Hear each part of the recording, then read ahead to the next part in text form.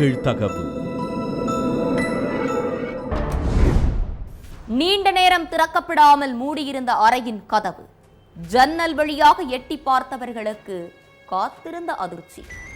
ரணக்கொடூரமான முறையில் இறந்து கிடந்த திருநங்கை பெண்ணாக மாறுவதற்காக தனக்குத்தானே அறுவை சிகிச்சை செய்து கொள்ள முயன்ற போது நடந்த விபரீதமா, அல்லது சக திருநங்கைகளால் அரங்கேற்றப்பட்ட வெறி செயலா? நடந்தது என்ன?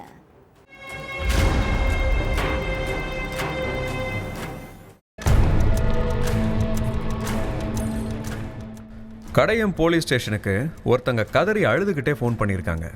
சார், எங்கள் கூட தங்கிட்டு இருந்த தோழி மர்மமான முறையில் இறந்து கிடக்குறாங்கன்னு ஃபோன் பண்ணியிருக்காங்க.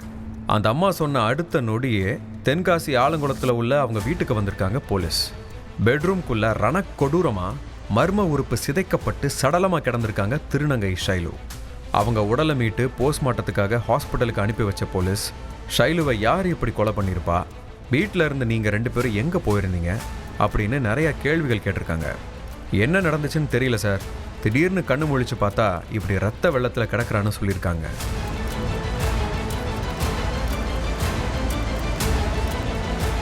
அவங்களோட பேச்சில் ஒருவித திணறலை பார்த்த போலீஸ், ரத்தம் முழுக்க வெளியேறி மர்மமான முறையில் சடலமாக கிடந்த ஷைலுவை வெளிநபர்கள் கொலை பண்ணியிருக்க வாய்ப்பே இல்லைன்னு முடிவு பண்ணிட்டாங்க. காரணம், ஷைலு இறந்து கிடந்த நேரம் நடுராத்திரி. அந்த நேரத்தில் அந்த வீட்டில் 2 திருநங்கைகள், ஷைலு, இந்த 3 பேரும் தான் இருந்திருக்காங்க. வேற யாரும் இல்லை அப்படிங்கிறது சிசிடிவி கேமரா காட்சி பதிவுகளை வச்சு உறுதிப்படுத்தியிருக்காங்க. அதனால ஷைலு கூட இருந்த திருநங்கைகள் மது, மகாலட்சுமி 2 பேர்கிட்டையும் போலீஸ் துருவி விசாரிச்சிருக்காங்க. அப்போ அவங்க எங்களுக்கும் ஷைலு இறந்ததுக்கும் எந்த சம்பந்தமுமே இல்லைன்னு மறுத்திருக்காங்க. அதே நேரம் ஷைலு சடலமாக கிடந்த ரூமை சுற்றி போலீஸ் ஆய்வு செஞ்சுருக்காங்க. அப்போது அந்த ரூமில் இருந்த பீரோவுக்கு அடியில் கருப்பாக சாம்பல் துகள்கள் இருக்கிறத காவலர்கள் பார்த்துருக்காங்க. அப்போது வேர்த்து விறுவிறுத்து போயிருந்த மது, மகாலட்சுமி கிட்ட இது என்ன சாம்பல்னு கேட்டுட்டு வீடு முழுக்க ஆய்வு பண்ணியிருக்காங்க. போலீஸோட விசாரணைக்கு பயந்த மது, ஷைலு இறந்து போனதுக்கு மகாலட்சுமி தான் சார் காரணம்னு சொல்லியிருக்காங்க. அதுக்கு பிறகு 2 பேரையும் ஸ்டேஷனுக்கு அழைச்சிட்டு போய் விசாரணை நடத்தியிருக்காங்க.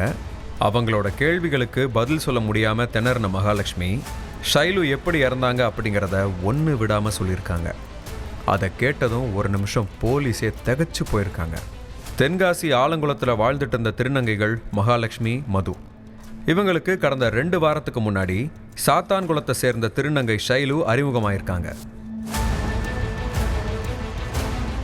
அதுக்கு பிறகு மகாலட்சுமி, மது, ஷைலு 3 பேரும் ஒரே வீட்டில் வாழ்ந்துட்டு இருந்திருக்காங்க. பிப்ரவரி 5ஆம் தேதி ஷைலு முழுசாக திருநங்கையாக மாறணும் அப்படிங்கிறதுக்காக மதுவும் மகாலட்சுமியும் ஒன்று சேர்ந்து ஷைலுவுக்கு அறுவை சிகிச்சை பண்ணுறதுக்கு பிளான் போட்டிருக்காங்க. ஹாஸ்பிட்டலுக்கு போனால் அது இதுன்னு ஆப்ரேஷன் பண்ணுறதுக்கு இழுத்தடிப்பாங்க. அதனால் நாங்களே உனக்கு அறுவை சிகிச்சை பண்ணுறோன்னு மதுவும் மகாலட்சுமியும் ஷைலு கிட்ட சொல்லியிருக்காங்க. அதெல்லாம் வேண்டாம், எனக்கு பயமாக இருக்குது, நான் ஆப்ரேஷன்லாம் பண்ண மாட்டேன்னு திட்டவட்டமாக இருந்திருக்காங்க ஷைலு. நீ மாறித்தான் ஆகணும்னு ஷைலுவை கட்டாயப்படுத்திட்டே இருந்திருக்காங்க மகாலட்சுமி. சம்பவம் நடந்த அன்னைக்கு இரவு மது, மகாலட்சுமி, ஷைலு 3 பேரும் ஒன்றா உட்காந்து சாப்பிட்டுட்டு தூங்குறதுக்கு போயிருக்காங்க. அப்போ மதுவும் மகாலட்சுமியும் சேர்ந்து ஷைலுவை முழுசாக பெண்ணாக மாற்றுறதுக்கு திட்டம் போட்டிருக்காங்க. ஷைலுவோட கை கால்களை கட்டி போட்ட 2 பேரும் ஆப்ரேஷன் பண்ணுற கத்தியை வச்சு ஷைலுவுக்கு அறுவை சிகிச்சை பண்ணியிருக்காங்க. அப்போது வழியில் துடிச்ச ஷைலுவோட வாயில் துணியை அமுக்கியிருக்காங்க மது.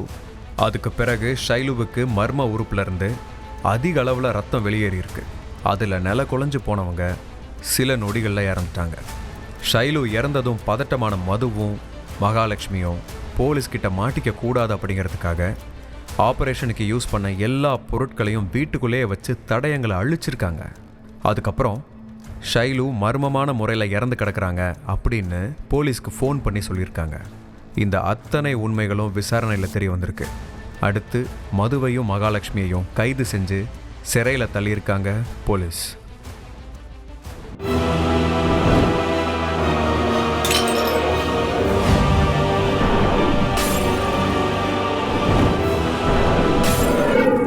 நிகழ்தகவு.